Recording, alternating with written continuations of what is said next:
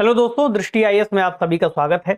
हम जान रहे हैं कि जनवरी का महीना लगभग समाप्ति की ओर पहुंच रहा है और लगभग 10 ही दिन उसमें शेष बचे हैं।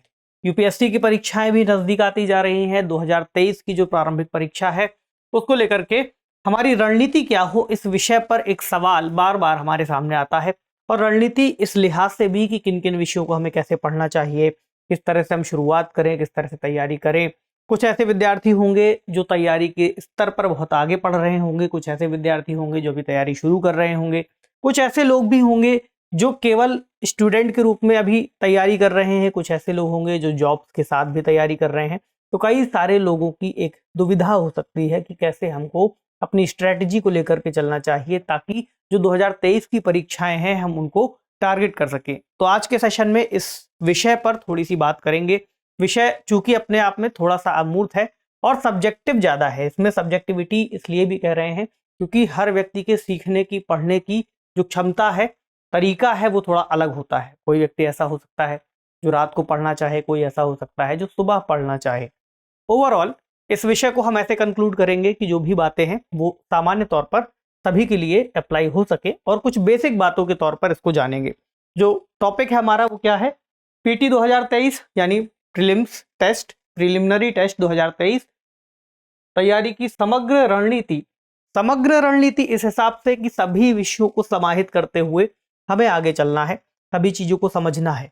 तो पहले तो यहां से ही शुरुआत कर रहे हैं कि जो 2023 की प्रारंभिक परीक्षा है वह कब से होगी। तो यूपीएससी की एक खास बात यही है कि लगभग 1 वर्ष पहले ही आगामी परीक्षा के लिए वह अपना कैलेंडर निकाल देता है। हमारे पास भी ऐसा ही कैलेंडर मौजूद है जहां दिया हुआ है संघ सेवा आयोग 2023 के लिए परीक्षा या भर्ती परीक्षण कार्यक्रम, तिथियां दी हुई हैं जितने भी एग्जाम्स यहाँ पर यूपीएससी के द्वारा कराए जाएंगे। तो यहाँ पर हम चर्चा कर रहे हैं प्रारंभिक परीक्षा के लिए सिविल सेवा प्रारंभिक परीक्षा, यहाँ आपको दिख जाएगा 2023 की, और आगे दिया हुआ है कि इसकी जो अधिसूचना है वह 1 फरवरी 2023 को हमारे सामने आ जाएगी। 1 फरवरी को जैसे ही अधिसूचना आ जाएगी, लगभग तभी से कह सकते हैं कि बहुत सारे लोगों के मन में जो एक काउंटडाउन टाइमर होता है वह शुरू हो जाएगा, जो घड़ी की टिक टिक है वो शुरू हो जाएगी।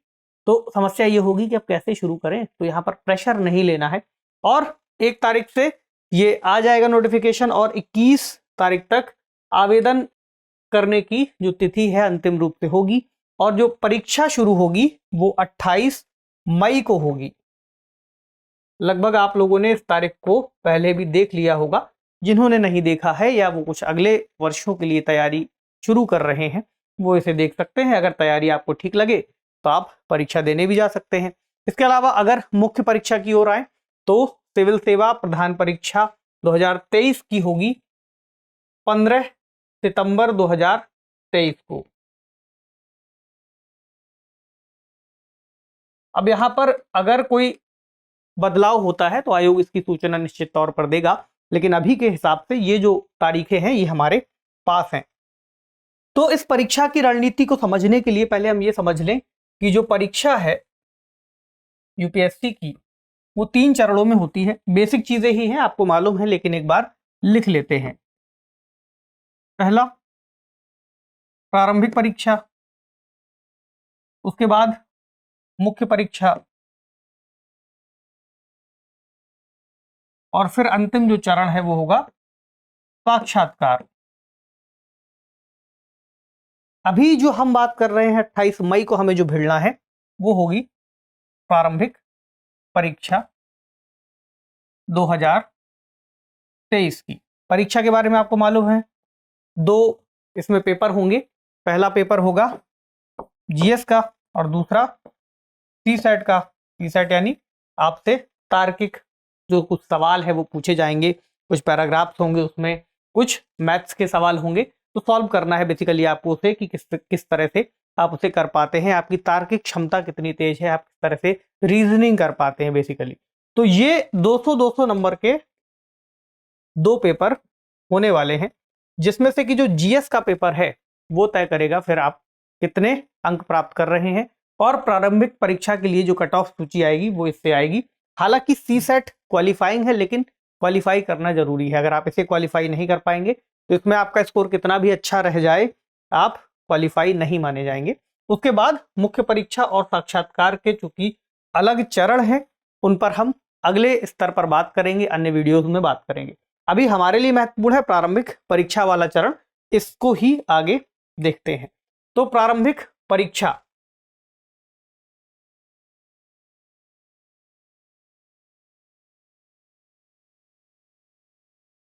ठीक है, और 2 पेपर जीएस और सीसेट। अब एक पेपर में आपको स्कोर करना है, दूसरे पेपर में जो पासिंग नंबर है वो लाने हैं, क्वालिफाई करना है।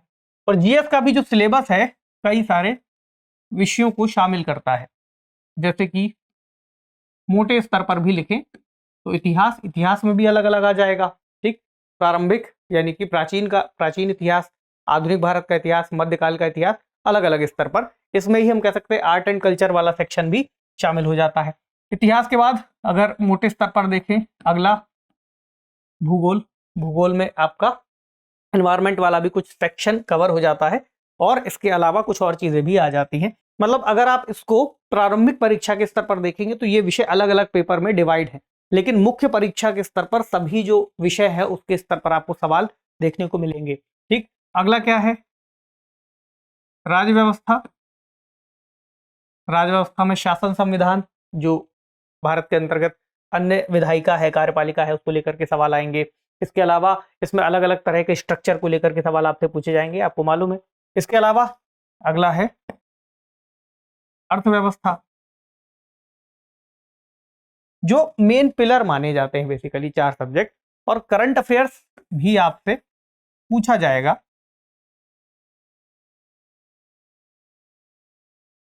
जो कि इन्हीं विषयों के अंतर्गत निकलेगा, कोई अलग से तो करंट अफेयर्स बनेगा नहीं। करंट में जो भी घटनाएं आज के समय घटित हो रही है वो इन्हीं विषयों में ही तो शामिल होंगी। और एक चीज और है, विज्ञान एवं तकनीक, साइंस टेक हम कहते हैं। ठीक, और इसी तरह सीसेट का जो अलग सिलेबस है वो आएगा। अगर आपको सिलेबस जानना हो तो उसका लिंक आपको डिस्क्रिप्शन बॉक्स में दे देंगे, तो वेबसाइट में जाकर के फिर आप इसका सिलेबस देख सकते हैं। बेसिकली हमें चर्चा करनी है कि कैसे हम इसको तैयार करें। तो प्रारंभिक परीक्षा में इतनी चीजें हैं जो हमें देखनी है। इसके अलावा अगर आज के स्तर पर देखें तो अगर हम ये मोटा मोटा मान लें कि अभी जनवरी का महीना चल रहा है, हालांकि खत्म होने की ओर जा रहा है, तो 25 जनवरी से भी अगर आप तैयारी शुरू करते हैं, और हमें जाना है 28 मई तक। ठीक, 28 मई को एग्जाम ही है, तो इस दिन तो आप वैसे भी नहीं पढ़ेंगे, और इसके 2 दिन पहले भी आपको बहुत स्ट्रेस लेना नहीं है, क्योंकि अगर आप स्ट्रेस लेंगे तो फिर इस दिन जाकर के जो चीजें हैं दिमाग में सारी मिक्स हो जाएंगी। तो जनवरी खत्म होने की ओर है, फिर कितने महीने आपके पास बच रहे हैं एक बार ये देख लीजिए। फिर फरवरी, मार्च और अप्रैल, क्योंकि फिर मई तो आ ही जाएगा। मई के शुरुआत के 20 दिन हम यहाँ पर काउंट कर सकते हैं।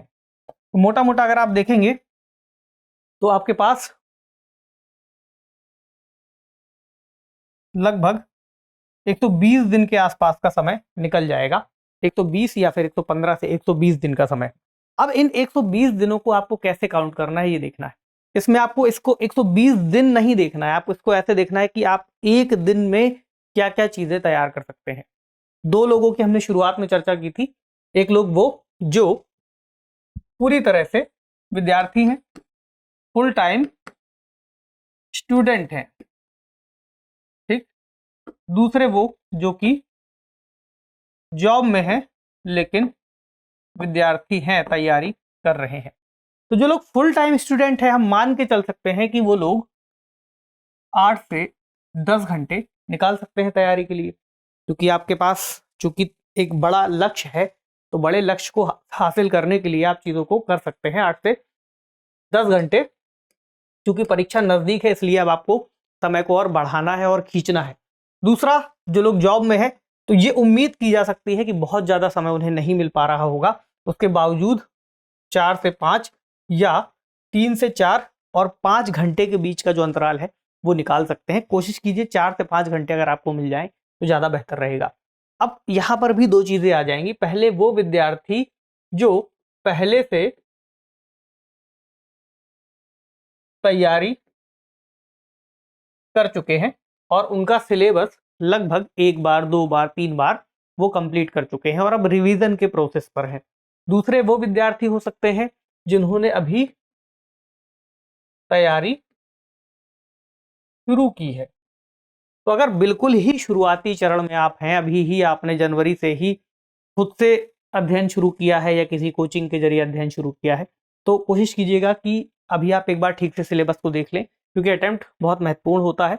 अगर आप बैठ करके देखने जाएंगे केवल देखने के स्तर पर, हो सकता है आप उसका दूसरे प्रभाव में आ जाए। 2 तरह के प्रभाव हो सकते हैं। पहला तो ये कि आप पेपर देख कर आए और आपको ये पता चला कि अच्छा इस तरह से क्वेश्चन पूछे जाएंगे, और उस एनवायरनमेंट को भी आप फील कर पाएंगे जहां पर वो एग्जाम आपके साथ होने वाला है, आपको वो एग्जाम देना है।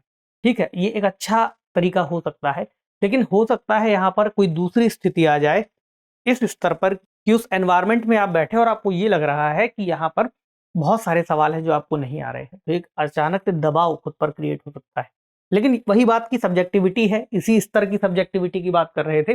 तो अगर आप एक बार ठीक से सिलेबस पूरा कर लीजिए, उसके बाद कोशिश कीजिए कि अटेम्प्ट दें। तो अगर इस बीच में आप बहुत अच्छे से पढ़ सकते हैं, बहुत अच्छे लर्नर है, बहुत अच्छी आपकी मेमोरी है, खुद को बहुत अच्छे से एक्सप्रेस कर सकते हैं, तो ऐसा नहीं है, कई सारे विद्यार्थियों ने शुरुआत में और कम समय में भी एग्जाम को क्रैक किया है। ऐसे कई सारे उदाहरण हमें मिल जाते हैं, टॉपर्स के इंटरव्यू में भी ऐसी बातें सुनने को मिलती हैं। लेकिन ये फिर आपके ऊपर है। अगर आप एक बार कर चुके हैं, पहला आपने पूरा जो सिलेबस है पढ़ लिया है, ठीक से रिवाइज कर लिया है, अब आप तैयारी कर रहे हैं, तो जो 8 से 10 घंटे का समय है और 120 दिन का समय है, इसको आपको ठीक से यूटिलाइज करना है। अब इसमें एक बात ये भी आएगी कि विषयवार इसको कैसे समझें, तो इस पर भी अभी हम बात कर लेंगे, क्योंकि 2 तरीके हो जाएंगे यहाँ पर।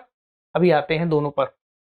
तो पहला हो जाएगा कि अलग अलग विषयों की हमने यहाँ पर चर्चा की, अलग अलग विषय हैं, तो विषयवार अध्ययन को लेकर के अगर आपको आवश्यकता लगती है तो हम इसको कुछ अलग अलग वीडियोस में बांट देंगे और आने वाले समय में कुछ वीडियो लेकर के आएंगे। अभी आप क्या कर सकते हैं कि जो ओवरऑल है सभी विषयों को लेकर के आप एक दिन में चाहें तो, क्योंकि 8 घंटे का हम समय एक बार तय कर रहे हैं, 8 से 10 घंटे का, तो अगर 8 घंटे भी आप लेकर के चलेंगे तो आप 4 और 4 घंटे के स्तर पर इसको डिसाइड कर सकते हैं। यह आपके ऊपर है कि आप 4-4 घंटे में एक ही सब्जेक्ट को तैयार करें या 2 सब्जेक्ट लें। अगर आप 2 ले लेंगे तो भी अच्छा ही है, 2 विषय, क्योंकि इससे ये हो सकता है कि आपको बोरियत ना लगे। 2 विषय को एक साथ भी तैयार करना अच्छी स्ट्रेटजी हो सकती है। दोनों को आप अलग अलग स्तर पर और तय समय पर पूरा कर पाएंगे। ये जरूर तय कर लीजिएगा, मतलब इस तरह से तय मत कीजिए कि कितना दिन आप उसमें देने वाले हैं, वो तो विषय तय करेगा कि आपसे कितना आप उससे सीख पा रहे हैं। तो इस हिसाब से आप इसको तय कीजिए, 4-4 घंटे का समय 2 विषय के हिसाब से रख सकते हैं। और ये जरूर तय कर सकते हैं कि 15 दिन 20 दिन एक बार, चूंकि अगर आपने पढ़ा है तो आपको ये आइडिया होगा कि कितना समय लगने वाला है एक विषय के लिए। अगर 15-15 दिन या 15 से 20 दिन भी आप देंगे तो सभी खंड आपके तैयार होते हुए नजर आएंगे, और इसको आपको रेगुलरली फॉलो करना है। अगर आपने एक भी दिन इसको मिस किया तो बर्डन आपके ऊपर आने वाला है। और ऐसा मत देखिएगा कि अभी 120 दिन है, क्योंकि विषय भी आपके पास बहुत सारे हैं और उसका विस्तार भी बहुत ज्यादा है। इसलिए लगातार आपको चलते रहना है, तभी उस अंतिम दिन तक आप सभी चीजों को देख करके एटलीस्ट जा सकेंगे। दूसरा ये हो सकता है कि आप एक ही विषय के हिसाब से चलें, पूरे 8 घंटे में एक ही विषय पढ़ें, लेकिन इससे ये हो सकता है कि लगातार उस विषय को पढ़ने से थोड़ा सा उबाऊपन आ सकता है। तो ये वो लोग हैं जो पूर्ण रूप से विद्यार्थी हैं, ठीक है। दूसरे वो थे जो जॉब के साथ तैयारी कर रहे हैं, उनको मान लीजिए 4 से 5 घंटे का समय मिल सकेगा। मतलब मुश्किल होगा, जॉब के नेचर पर भी डिपेंड करेगा कि आप किस तरह की जॉब में हैं। अगर आप इतना समय भी निकाल पाते हैं तो इसमें अच्छी बात यह है कि आपको पता है, आपके ऊपर ऑलरेडी आप काम करके आएंगे, तो आपको पता है कि आपको इस एग्जाम को क्यों देना है, क्योंकि आप और अच्छे स्तर पर जाना चाह रहे हैं, या कुछ आपका जो भी गोल है उसे आप अचीव करना चाह रहे हैं। तो ये 4 से 5 घंटे भी आपके लिए सफिशिएंट होंगे। यकीन मानिए, आप इस दौरान जो भी पढ़ेंगे वो आपको याद होगा। बस थोड़ा सा शांति से पढ़ना है, काम होकर के पढ़ना है, स्ट्रेस को साइड में छोड़ करके पढ़ाई करनी है, ताकि उस दौरान जब आप पढ़ रहे हो केवल पढ़ाई ही आपके माइंड में रह जाए। यहाँ पर भी 2 तरह के लोग हो सकते हैं। पहले तो वो जिन्होंने अभी तैयारी शुरू की है, दूसरे वो जो काफी समय से पढ़ते चले आ रहे हो लेकिन अब साथ में जॉब भी कर रहे हैं। तो 4 से 5 घंटे रिवीजन के लिए निकालिए। इसमें आप चाहें तो 2-2 घंटे करके 1 या 2 विषय को रख सकते हैं। हालांकि इसमें आप चाहें तो एक विषय को रखना भी ठीक होगा, क्योंकि आपके पास 4 ही घंटे का समय, इसलिए आप एक विषय को जल्दी कवर कर सकते हैं। अब यहाँ पर मिलेगा सबको संडे, तो संडे को घूमना नहीं है, संडे को भी इस्तेमाल करना है, पूरा दिन है। जो जॉब वाले हैं खासकर वो संडे का ठीक से इस्तेमाल करें, और जो फुल टाइम स्टूडेंट हैं वो संडे का इस्तेमाल अभी से सीसेट की तैयारी के लिए कर सकते हैं, क्योंकि ऐसा देखा गया है कि सीसेट का एग्जाम इतना आसान नहीं है। भले ही आप कट ऑफ तक पहुंच रहे हो, लेकिन ऐसा मत करिए, क्योंकि आपको उससे ज्यादा नंबर थोड़ा सा ला करके चलना है। ऐसा ना हो जाए कि एक आध नंबर के चक्कर में अगर एक भी क्वेश्चन गलत हो जाता है फिर आप इसमें बाहर हो जाए, भले ही आपने जीएस में कितने भी अच्छे अंक प्राप्त किए हों। इसलिए सीसेट को संडे के टाइम आप देख सकते हैं, संडे को लगाइए इसे, और इसके 1 या 2 सेट एक दिन में लगा लीजिए। और ये भी प्रैक्टिस कर सकते हैं आप कि संडे के दिन अभी कुछ दिन पढ़ने के बाद टेस्ट सीरीज को भी ज्वाइन कर लीजिए। तो टेस्ट सीरीज को लेकर के भी एक सवाल ये आएगा कि टेस्ट सीरीज कब से लगाना शुरू करें। अगर आपने कहीं पर टेस्ट सीरीज ले ली है तो अच्छी बात है, उसको आप कर ही रहे होंगे, उसके हिसाब से फिर रिवीजन कर रहे होंगे। मतलब इसमें भी 2 बातें आएंगी। पहला ये, अगर आप टेस्ट सीरीज ज्वाइन कर रहे हैं तो टेस्ट सीरीज करते समय फिर जो उसका क्रम होता है वो अलग होता है, कि आपको उस दौरान एग्जाम्स सेट रहते हैं कि आपको अब हिस्ट्री देना है, उसके बाद पॉलिटी देना है, फिर इकोनॉमी देना है। तो आप उसके पहले रिवीजन करके जाते हैं और टेस्ट सीरीज सॉल्व करते हैं, वो भी एक अच्छा अभ्यास है। ठीक, उसको भी कोशिश कीजिए, अगर वो ऑप्शन है आपके पास तो उसमें चले जाइए।